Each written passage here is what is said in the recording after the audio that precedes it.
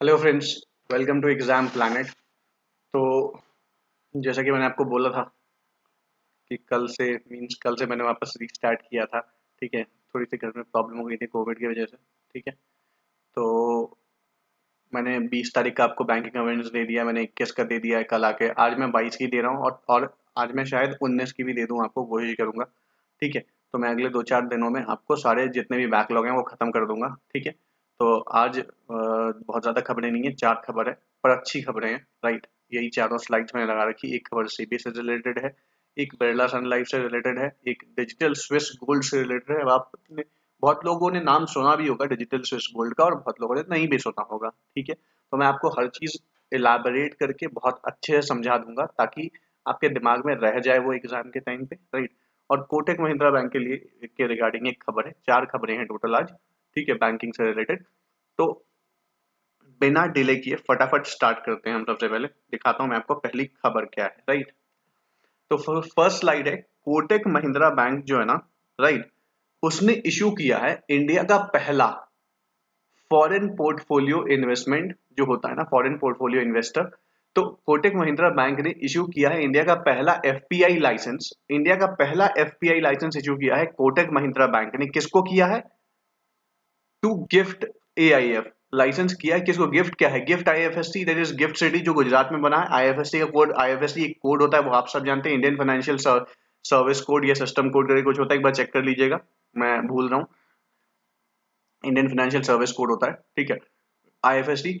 और एआईएफ क्या होता है? अब आप लोग सोच रहे होंगे एआईएफ क्या होता है। AIF is alternative investment fund. ठीक है, तो कोटक महिंद्रा बैंक ने क्या किया है कि कोटक महिंद्रा बैंक ने एक इशू किया है, ठीक है, इंडिया का पहला FPI licence to GIFT GIFT City के एआईएफ को। एआईएफ मतलब ऑल्टरनेटिव इन्वेस्टमेंट फंड को। ठीक है, तो Kotak Mahindra bank became the first bank to issue foreign portfolio investment licence to an alternative investment fund. ठीक है, कोटक महिंद्रा बैंक ने पहली बार जो है इशू किया है, पहला एफपीआई लाइसेंस इशू किया है किसको? एक ऑल्टरनेटिव इन्वेस्टमेंट फंड को। एक ऑल्टरनेटिव इन्वेस्टमेंट फंड को इशू किया है, ठीक है। इनकॉर्पोरेटेड इन, कहां पे इनकॉर्पोरेट हुआ है? वही मैंने बताया, और गिफ्ट सिटी में, that is Gujarat international financial tech city और international international financial service centre. मैंने वही बोला ना, गुजरात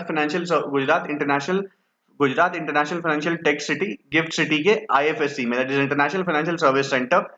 ठीक है, वहां पे किया गया after its issuance of FPI licence on May 20 2021 to the GIFT IFSC IF to True Beacon Global. किसको दिया गया है? ये ट्रू बेकन ग्लोबल को दिया गया है। ठीक है, तो कोटक महिंद्रा बैंक जो है वो पहली बैंक बन गई है इंडिया की, पहली ऑर्गेनाइजेशन बन गई है इंडिया की जिसने पहली बार एफपीआई लाइसेंस इशू किया है। किसको? To an alternative investment fund, जो कि गुजरात के गिफ्ट सिटी में इनकॉर्पोरेट हुई है, ठीक है, जिसका नाम है ट्रू बेकन। यही है खबर फिलहाल। This is the first FPI licence issued to an alternative investment fund incorporated in GIFT IFSC. वही मैंने बोला, ये पहला एफपीआई लाइसेंस है जो किसी भी ऑल्टरनेटिव इन्वेस्टमेंट फंड को दिया गया है जो कि गिफ्ट सिटी में इनकॉर्पोरेट हुई है, ठीक है, बाय एनी कस्टोडियन बैंक। और ये किसके द्वारा दिया गया? कस्टोडियन बैंक के द्वारा, और designated depository participant in the country. ठीक है, जो गिफ्ट सिटी में इनकॉर्पोरेट हुई ना, वहां पे पहली बार दिया गया है, ठीक है, किसी बैंक के द्वारा किसी ऑल्टरनेटिव इन्वेस्टमेंट फंड को। This is the first FPI license issued to an alternative investment fund incorporated in GIFT IFSC by any custodian bank or designated depository participant in the country। वही मैंने आपको बताया है, ठीक है। In partnership with the Kotak Mahindra Bank, Trubecon launched its first AIF GIFT City with Price Waterhouse Coopers as consultant। ठीक है, तो कोटक महिंद्रा बैंक ने ट्रू बेकन के साथ मिलकर अपना पहला ऑल्टरनेटिव इन्वेस्टमेंट फंड लॉन्च किया है गिफ्ट सिटी में, with price water house Cooper के साथ एज कंसल्टेंट मिलके। ठीक है, तो यहां तक आपको पता होगा। अब कुछ इसके मैं आपको ना की पॉइंट्स बता देता हूं, इसके मैं आपको कुछ की पॉइंट्स बता देता हूं जो आपको याद रखने हैं। ये पहली चीज ये है कि ये पहला एफपीआई लाइसेंस था, याद रहे, ये मैंने आपको बताया है, ये पहला एफपीआई लाइसेंस था जो किसी ऑल्टरनेटिव इन्वेस्टमेंट फंड को दिया गया है, जो इनकॉर्पोरेट हुई है गिफ्ट आईएफएससी में, किसके द्वारा? बाय अ कस्टोडियन बैंक और डिपॉजिटरी पार्टिसिपेंट इन इंडिया। ठीक है, ये इंपॉर्टेंट थी। और क्या इसमें एआईएफ जो है हमारे यहाँ पे ऑल्टरनेटिव इन्वेस्टमेंट फंड जो है, ये जो है ये एक इंपॉर्टेंट बिजनेस वर्टिकल है, कहां पे, गिफ्ट सिटी आईएफएससी में, as it will offer huge benefits and a competitive edge for setting up funds in IFSC at GIFT City. ठीक है, ये एक एज देगी, ठीक है, गिफ्ट सिटी को, ताकि वहां पे और अच्छे बिजनेसेस हो पाए, ठीक है, और अच्छा कॉम्पिटिटिव एनवायरनमेंट डेवलप हो पाए। It means the investment made by investors in financial assets such as stocks and bonds of entities located in another country. ठीक है, तो ये आपको समझ में आ जाना चाहिए, समझ में आ जानी चाहिए। अब बता देता हूँ ट्रू बैकएंड के बारे में, थोड़ी सी जानकारी दे देता हूँ मैं। ट्रू बैकएंड जो है ये 2019 में स्टेब्लिश हुई थी। हेडक्वार्टर जो है इसका बैंगलोर कर्नाटका में है, और इसके को फाउंडर है Richard Richard petal. Richard petal is the को फाउंडर। स्टेब्लिशमेंट हुई थी, आज से मैं ये नई चीज शुरू कर रहा हूं, मैं आपको हर सवाल में जितनी भी चीजें होंगी उसकी जो मेन कंपनी होगी, जैसे कोटक महिंद्रा बैंक ने टाइप किया ट्रू बैकएंड के साथ, तो मैं ट्रू बैकएंड की आपको सारी डिटेल्स बताऊंगा। ट्रू बैकएंड स्टेब्लिश हुई है 2019 में। ठीक है, कब स्टेब्लिश हुई true backend? True backend establish हुई है 2019 में। अभी इससे लिखना मैंने ढंग से सीखा नहीं है, आई होप सो सीख जाऊंगा तो आपको क्लियरली लिख के दिखा दूंगा। ठीक है, ट्रू बैकएंड स्टेब्लिश हुई 2019 में। हेडक्वार्टर है हमारा इसका बैंगलोर में। कहाँ पे हेडक्वार्टर है भाई? BANG, बैंगलोर में इसका हेडक्वार्टर है। कूल, ठीक है। और इसके सीईओ है रिचर्ड पैटल। भाई ये तो नहीं लिख पाऊंगा मैं। चलो मूव करते हैं नेक्स्ट स्लाइड पे। अगली खबर है मेरी कि Alan tie up with Digital Swiss Gold to offer gold platform investment. ठीक है, Alan ties up with Digital Swiss Gold to offer platform for investment in gold. ठीक है, तो अब आपको सबसे पहले समझना पड़ेगा कि एलन है क्या। एलन है क्या, पहले मैं खबर बता देता हूँ, फिर मैं बताता हूँ एलन और ये स्विस गोल्ड है क्या, चीजें क्या है। तो बेसिकली एलन इमेजिनेशन लिमिटेड जो है उसने एक सब्सिडरी है। एलन इमेजिनेशन लिमिटेड जो है ये एक सब्सिडरी है किसकी? एलन एलनकीट की एक सब्सिडरी है, जिसने पार्टनरशिप की है। किसके साथ पार्टनरशिप की है? डिजिटल स्विस गोल्ड के साथ।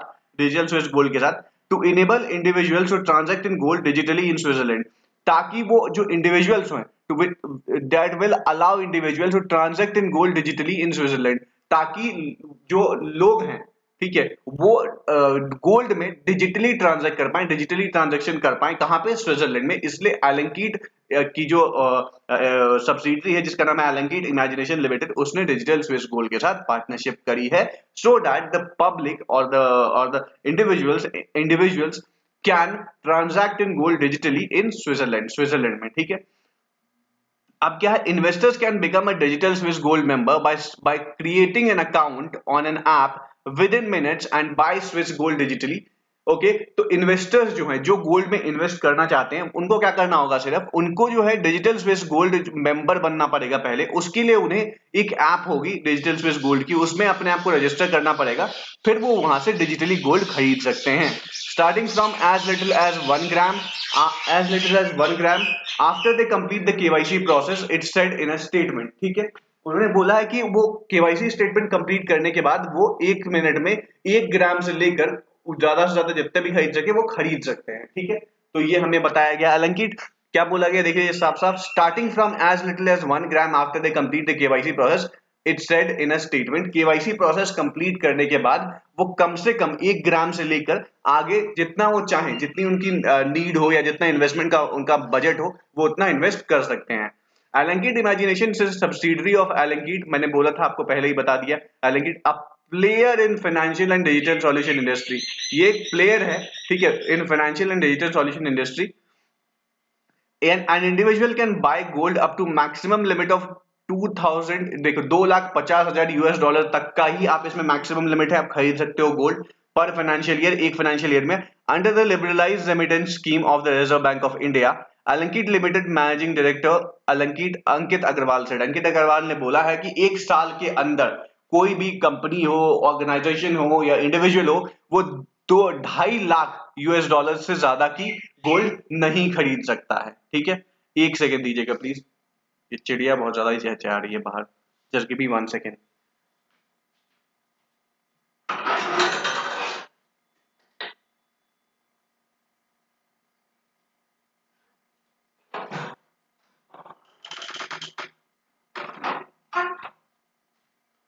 आई am really sorry for that.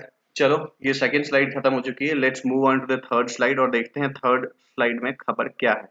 ठीक है, Aditya Birla Sun Life Insurance launches Vision Life Income Plus, a plan to suit the customer's money needs at all life stages। ठीक है, तो बेसिकली खबर सिर्फ इतनी सी है कि Aditya Birla Sun Life insurance जो है उसने एक नया उसने एक नया क्या किया है, एक नई प्लान इंट्रोड्यूस की जिसका नाम है vision Life Income plus. Vision Life Income plus नाम से एक नई वो शुरू की, इन्होंने प्लान लाया है Aditya Birla Sun Life Insurance ने। Launches Vision Life Income Plus, a plan to suit the customers money needs. Customer की जो मनी नीड्स होती है ना उसको फुलफिल करने के लिए किया गया एट ऑल लाइफ स्टेजेस। मतलब आप जिस भी लाइफ के स्टेजेस पे हो, आप अर्ली आप टीन एज में तो लोग इन्वेस्टमेंट करते नहीं है, मतलब आप अर्ली इनकम ग्रुप में हो, मतलब आप बेसिकली 26 से 30 के बीच में हो, या फिर 30 से 40 के बीच में हो, या 40 से 50 के बीच में हो, या इवन आप 60 प्लस हो, तो हर चीज को लेके कैसे कैसे मनी इन्वेस्टमेंट करनी है और कितना इंटरेस्ट रेट और क्या क्या चीजें मिलेंगी वो इसमें दिया गया है। Aditya Birla Life Insurance launches a Vision Life Income Plus, a plan to suit the customers money needs at all life stages. मतलब हर लाइफ के स्टेजेस पे जो प्लान उनको सूट करेगी पर्टिकुलरली उसके अकॉर्डिंग इसमें इनकम इन्वेस्ट किया जा सकता है। ठीक है, तो Aditya Birla Sun Life Insurance, the life insurance subsidiary of Aditya Birla Capital Limited, announce the launch of a hyper flexible saving plan. वही मैंने बोला, ये एज के अकॉर्डिंग फ्लेक्सिबल है, राइट। ठीक है, इसमें ये प्लान के अकॉर्डिंग ये मतलब अपनी स्कीम्स के अकॉर्डिंग फ्लेक्सिबल नहीं है, ये आपकी एज क्या है उसके अकॉर्डिंग ये प्लान्स बदल जाएंगी, right. Hyper flexible saving plan जिसका नाम है ABSLI, that is Aditya Birla Sun Life Insurance ने लॉन्च किया है। विजन जिसका नाम है, प्लान का नाम याद रखना है, बहुत इंपॉर्टेंट है, vision Life Income plus plan. Vision Life Income plus plan. Let me clear you one thing, आपको ये प्लान का नाम याद रखना पड़ेगा, vision Life Income plus plan, that provides guaranteed regular income plus flexible bonus payouts। ठीक है, this non-linked participating individual plan has been designed to offer various plan options which can be tailor-made to perfectly suit the customer's unique financial needs across the different life stages। वही मैं जो आपको starting में बताया वही चीजें detail में बताई गई है कि इसमें जो है प्लान को ऐसे चेंज किया जा सकता है, मतलब टेलर मेड बेसिकली मींस कि आपके साइज के हिसाब से, आपकी जैसे बोलते टेलर मेड का मतलब क्या होता है कि हम जब कपड़े बनवाने जाते हैं टेलर के पास तो वो हमारी चीजों के अकॉर्डिंग, बहुत लोगों की हाइट ज्यादा होती है, बहुतों की कम होती है, कुछ लोग मोटे होते हैं, कुछ पतले होते हैं, तो टेलर मेड का मीन्स होता है टेलर उसको उनके अकॉर्डिंग बना देता है।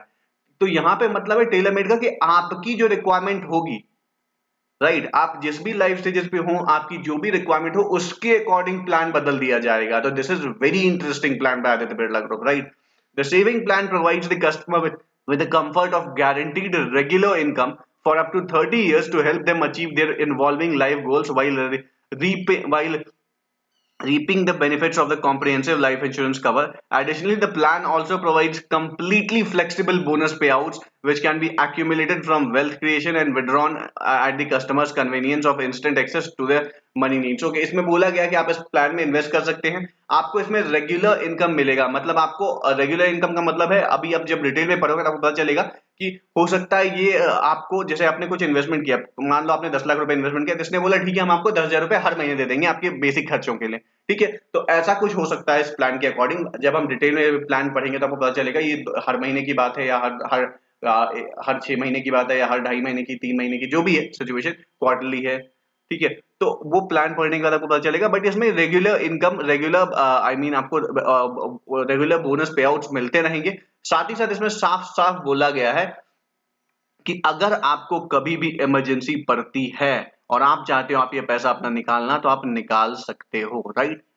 ABSLI, that is Aditya Birla Sun Life Insurance Vision Life Income Plus Plan, offers tax free guaranteed additional income for life, okay। और इसके थ्रू जो आप इनकम होगा वो टैक्स फ्री होगा। Besides providing the benefit of liquidity or cash in hand whenever one requires fund, ठीक है, वही है, जब भी आपको जरूरत होगी आप निकाल सकते हो। और let's move to the last slide. उससे पहले मैंने आपको बोला था मैं आपको बताऊंगा, चलो मैं बता देता हूँ। Aditya Birla Sun Life insurance जो है ये स्टेब्लिश हुई थी 2000 में। कब स्टेब्लिश हुई थी? 2000 में। हेडक्वार्टर है इसका मुंबई महाराष्ट्र में, और एमडी सीईओ है इसके कमलेश राव, याद रहे। Aditya Birla Sun Life insurance के जो एमडी सीईओ हैं वो हैं कमलेश राव। हेडक्वार्टर है इसका मुंबई महाराष्ट्र में, और 2000 में इसकी स्टेब्लिशमेंट हुई थी। लास्ट वाले सवाल में मैं बताना भूल गया था, डिजिटल स्विस गोल्ड जो है ये लास्ट वाले, ये जो डिजिटल स्विस गोल्ड जो है बेसिकली ये कंपनी है न्यू दिल्ली बेस्ड। हेडक्वार्टर है इसका इसका हेडक्वार्टर, इंडिया का हेडक्वार्टर है इंडिया का न्यू दिल्ली में। इसका ग्लोबल हेडक्वार्टर है भाई साहब जर्सी में इसका हेडक्वार्टर है, और सीईओ है इसके अशरफ रिजवी इसके सीईओ है, which is not needed right now, ठीक है। और ये लास्ट स्लाइड बच गई थी, तो एक बार मैं खोल लेता हूँ, ठीक है। लास्ट है SEBI imposes 5.25 crore penalty on CAIRN on Kane India। Kane India, Kane R is basically silent, Kane India। तो Kane India के ऊपर जो है सेबी ने 5.25 करोड़ की पेनल्टी लगाई है। अब क्यों लगाई है ये मैं आपको समझाता हूं, ठीक है। SEBI has imposed a penalty of 5.25 crore on Kane India for making a misleading announcement regarding the buyback of shares in 2014। Clear हो गई, ठीक है। पहली चीज आपको याद रखना है कि सेबी ने कितने की लगाई है, और रियली सॉरी, सेबी ने कितने की लगाई है पहले आपको ये याद रखना पड़ेगा। तो सेबी ने उनके ऊपर लगाई है भाई साहब 5.25 करोड़ की पेनल्टी, ठीक है। किसके ऊपर लगाई है ये लगाई है उसने केन इंडिया के ऊपर। क्यों लगाई है? Because India for making a misleading announcement regarding the buyback of shares in 2014। क्योंकि उसने एक मिसलीडिंग अनाउंसमेंट की थी 2000 regarding the buyback of shares, तो जो कि वो बायबैक कर शेयर्स का बायबैक कर रहे थे 2014 में, उसको लेके उन्होंने एक मिसलीडिंग अनाउंसमेंट की थी, जिसके रिगार्डिंग उसके ऊपर 5.25 करोड़ की पेनल्टी लगाई गई है। किसके द्वारा? सेबी के द्वारा। The market regulator has also levied a fine of rupees 15 lakh each on P. Elango, who was the CEO and director of Ken, Aman Mehta, then a director on the company's board, and Neeraj Sharma, who was director risk assurance and company secretary। ठीक है। इसके सिवाय 5.25 करोड़ की penalty company पे लगाई गई, उसके सिवाय 15-15 लाख रुपए की ईच, मतलब 15 लाख ईच की पेनल्टी लगाई गई पी एलांगो, जो कि उस समय सीईओ थे एंड डायरेक्टर थे केन इंडिया के। अमन मेहता के ऊपर लगाई गई है, then director on the company's board, and Neeraj Sharma who was director risk assurance and company secretary, ठीक है, जो थे। इन तीनों के ऊपर 15-15 लाख रुपए का जुर्माना लगाया गया है सेबी की तरफ से। SEBI said that three officials had signed the public advertisement regarding the buyback in January 2014 and facilitated the company in marketing the misleading announcement। उन्होंने बोला कि जो misleading announcement जो हुई थी, उसका जो ऑर्डर पास हुआ था उसके ऊपर इन्हीं तीनों के साइन थे, इसलिए इन तीनों के ऊपर ये पेनल्टी लगाई गई है। उनका मतलब है कि इन्हीं तीनों ने उस मिसलीडिंग अनाउंसमेंट को अप्रूवल दिया था, तो इनके ऊपर पेनल्टी तो बनती है, ये बोला गया है सेबी की तरफ से, ठीक है, याद रहे। चलो आगे बढ़ते हैं। After detailed investigation SEBI found that Ken India did not place adequate buy orders despite the availability of adequate sell orders on the NSE। उन्होंने बोला है कि उन्होंने जब डिटेल इन्वेस्टिगेशन करी, किसने? उन्होंने का मतलब है जब डिटेल इन्वेस्टिगेशन करी सेबी ने, तो वो पाया कि Ken did not place adequate buy orders. Ken ने जो जितनी रिक्वायरमेंट थी उतने बाइंग ऑर्डर्स नहीं दिए थे, जबकि उसके पास अवेलेबिलिटी थी किसकी? सेल ऑर्डर्स की, बेचने का उसके पास ऑर्डर की अवेलेबिलिटी थी, उसके पास बेचने का परमिशन था, बट उसने बाय बैक का ऑर्डर नहीं दिया था, जिसकी वजह से ये एक और नेगेटिव पॉइंट आया है सामने, ठीक है।